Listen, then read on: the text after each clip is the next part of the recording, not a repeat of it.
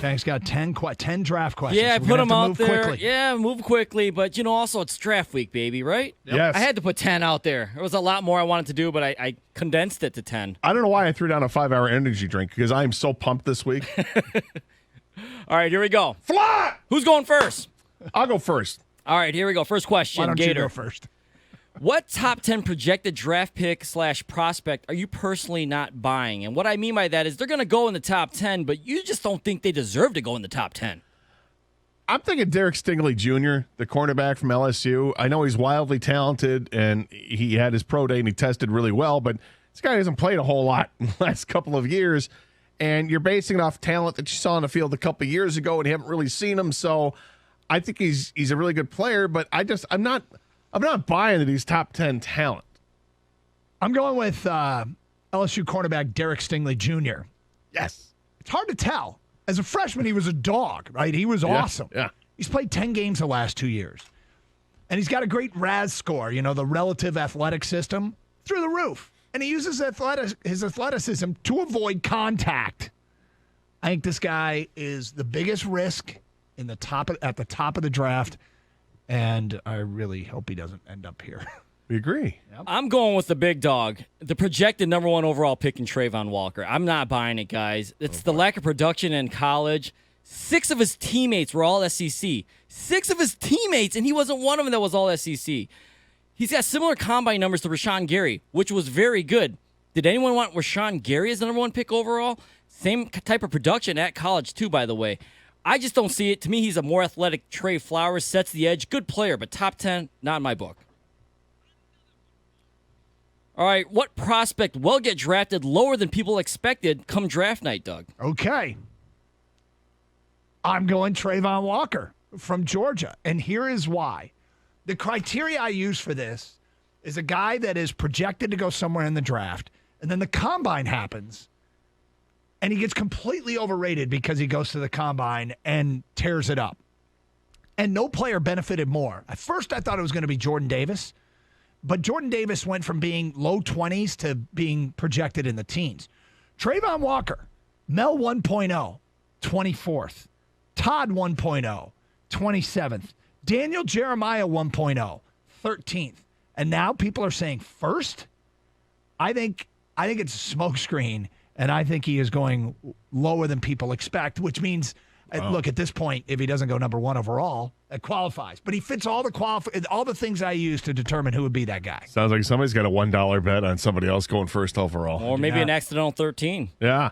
I like Jordan Davis in this role. I mean, he is getting so much hype. Again, you talk about the combine. The guy runs a 4.7 at the combine, and it's fantastic for any defensive lineman, let alone somebody who's 340 pounds. But you know what defensive linemen don't need? 40 speed. They need to stay on the field, and as you pointed out time and time again, he just didn't have the snaps at Georgia because he couldn't stay on the field because he wasn't in shape. Now, maybe he stays in shape in the NFL. I don't know. I think he's an excellent player in stuffing the run and occupying space, but he's not a pass rusher. People want him drafted 2nd overall for the Lions. I don't see it. I think this guy drops back. In fact, I'm not going to be surprised if Devontae Wyatt, his teammate at defensive tackle, gets drafted ahead of him. My guy is a guy who was also projected to number 2 to the Lions at one point by fans and in media alike. I got Kyle Hamilton falling out of the top 10. I think maybe to the Commanders, but I just don't see he's a really good safety, but he's not generational unicorn exception to the rule. I just think he's going to fall further than people expect. He's kind of one-dimensional. He's in the box. That slow 40 time, by the way, means something because with all the receivers coming out of this year's draft, by the way, they're all fast as hell. He's not going to be able to cover those guys. He's more of an in-the-box type safety. But how much of that slow 40 time was due to him coming back from injury? I think the tape showed that he plays at around that 4.59. It's not super slow, but it's not fast. All right, Gator, what prospect will get drafted higher than people expected come draft night? The opposite. I'm going to look at pass rusher George Karlaftis. This is a guy who, you go back a year ago, and people were talking about him, and more than a year ago, people were talking about him being the number 1 pick in the draft. And he had a pretty good season at Purdue. He's very productive. And I think when you see the big-time defensive ends go early in this draft, you could see maybe 4 of them go in the first 10 picks. I think people are going to be looking, okay, we need a defensive end, and they're going to realize, wait, Karlaftis, he's really good. So I see him being a higher pick than projected, where he's projected typically towards the end of the first round. I think he's going to go middle of the first round. People said this early, and then they backed off it, and I think it's going to happen. And that's Carolina's taking Kenny Pickett at 6. He committed to Matt Rule when he was at Temple. Those two have a relationship. Rule was all over him at his pro day. Quarterbacks always go higher than expected. I'll go Kenny Pickett goes higher than expected. Guys, I've got a little bit of a shocker here. Jameson Williams, I think he's the first wide receiver taken, maybe as high as number 8 to the Falcons to replace Calvin Ridley, who's going to be suspended for the year. I think people love Jameson Williams. I love him. The injury does not scare him at all. First receiver taken. It's a saucy call. Yeah. I like it. When will David Ajabo get drafted? All right, I look for a great team that doesn't need a player, like near the end of the first round, or a team with a whole bunch of draft picks and can afford to potentially take a flyer on a guy. Or how about both? That's Kansas City. They have 12 draft picks, and they're a great team. I think David Ajabo goes to Kansas City at 50. Yeah, I see him going late in the second round. I guess I don't have a team picked out, but I think that injury is going to scare enough people away from him for the first round, because you're right. It's going to take a team that can afford to not have him play for the first year, and it'll likely happen towards the end of the second round. Guys, I've got a shocker here. This is not what I would do, but I think this is what's going to happen. David Ajabo gets drafted 32nd by the New York Jets because the Lions trade out. The Jets have a ton of picks. They move up to get that extra 5th year for David Ajabo with the injury. 32nd to the Jets. That's what I'm calling. Interesting. Khang's getting very saucy. It's the draft, baby. Maybe I should take maybe one less 5-hour energy myself. All right, staying in-house here. When will Kenneth Walker III get drafted? Well, I'm a big fan of Kenneth Walker. I'm stunned that I've seen so many mock drafts where he goes late in the second round. Lately, they're starting to pick up more towards the top end of the second round. I think that's where he goes. I think he goes probably in the first 5 picks of the second round. There are a number of teams there. I think the Lions might be interested in a sneaky way, looking at him at 34, though I don't think they'd take him. The Jets could take him at 35, but I think he'd go in the first part of that second round. I was hoping he was going to be on the board for the Lions at 66, and early in the process that looked like it might be possible. But now that doesn't look like it's going to be possible. I think he's a second rounder. I think the Foot Commanders at 47. They got Antonio Gibson and J.D. McKissick. They could use Kenneth Walker Jr., so I'm going 47 to Washington. I've got him in the second round as well. I got him going to the Falcons. They've got 2 second-round picks, probably their second-round pick. They don't really have a stud running back. They use Cordell Patterson. That's not the guy. And Kenneth Walker III could be the guy. I got the Falcons in the second round.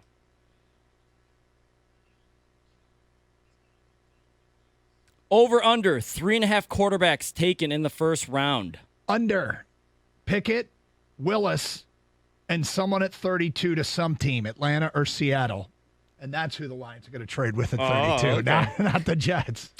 I have under Pickett and Willis, and someone's likely to take one at 32 because they're going to trade. I think the Lions trade out of 32. Same as Doug. I'm not going to call the shot at which team is going to trade one, but I think that's what happened. I got under Willis, Pickett. That's it. Over under wide receivers drafted 5.5 in the first round. I'm going over. I think you've got Olave and Wilson from Ohio State. You've got Jameson Williams from Alabama. You've got Drake London from USC. And then things get interesting. I think Treylon Burks is dropped, but not that much. He thinks he's still a first-round pick, so that gives me 5.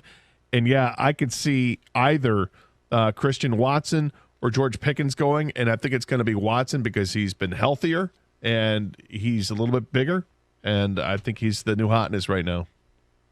I've got the under.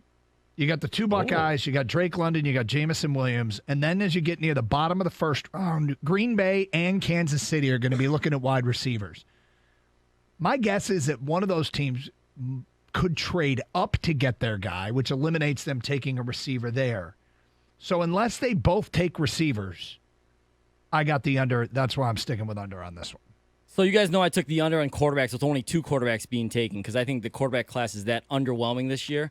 I feel the complete opposite about the wide receivers. I got the over. I feel it's so much good talent out there with the receiver contracts being handed out there. I think everyone wants to get one on a rookie deal. I got the over 5.5. Bullish. All right, what team will draft Malik Willis? Plain and simple. Who's getting him? Pittsburgh at 20, and he will be their starter for a decade and win there. Wow. I will say it'll be Carolina at 6. I understand what you said earlier about Kenny Pickett and all that makes sense. And I don't feel terribly strong about this because Carolina's interesting situation with Matt Rule. What is he? He's kind of on the hot seat here. It's sort of like what Patricia was going through. Do they go ahead and draft the quarterback and try to convince everybody that they can go for the future? Or do you go right now and convince the organization that you got to go out there and get yourself someone like a Garoppolo or a Baker Mayfield? But I'm going to stick with it. I'm going to say Willis goes 6 to Carolina. I'm going to say Seattle to replace Russell Wilson. A mobile-type quarterback, great leadership skills, you think, with an outside shot with the Houston Texans to replace what happened with Deshaun Watson. I got Seattle first, outside shot, Houston.